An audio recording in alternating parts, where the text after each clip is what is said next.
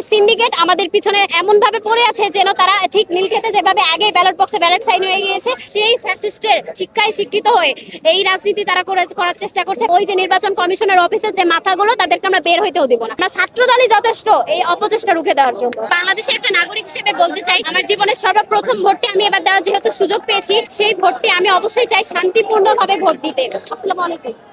আমি চাই সে ভোটটি শান্তিপূর্ণভাবে দিতে, কিন্তু এই ভোটটিকে তারা শান্তিপূর্ণ করছে না। একটি সিন্ডিকেট আমাদের পিছনে এমন ভাবে পড়ে আছে যেন তারা ঠিক নীলক্ষেতে যেভাবে আগে ব্যালট বক্সে ব্যালট সাইন হয়ে গিয়েছে, সেই ঘটনার উপর ভিত্তি করে তারা সেই সেম সিস্টেমে এরা এই যে আওয়ামী লীগের সাথে রাজনীতি করেছে না, আওয়ামী লীগের বড় বড়, আজকে যদি জুলাই আন্দোলন না হইতো তারা বড় বড় আওয়ামী লীগের প্রেসিডেন্ট সেক্রেটারি হয়ে যেত।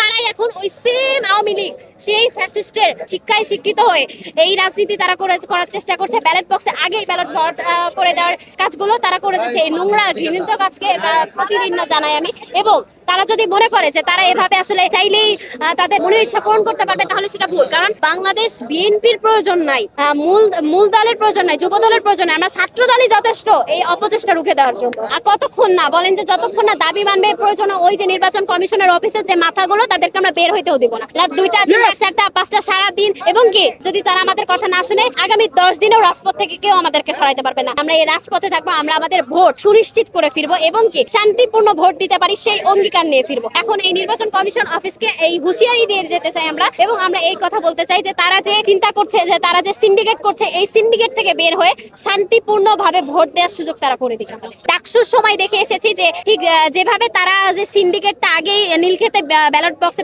ব্যালট করে থাকতে দেখা গেছে, সেই সেম প্রক্রিয়ায় সেম নিয়মে তারা আবারও এই দেশে এই জাতীয় ভোটের ক্ষেত্রেও এই একই ঘটনার পুনরাবৃত্তি ঘটাচ্ছে।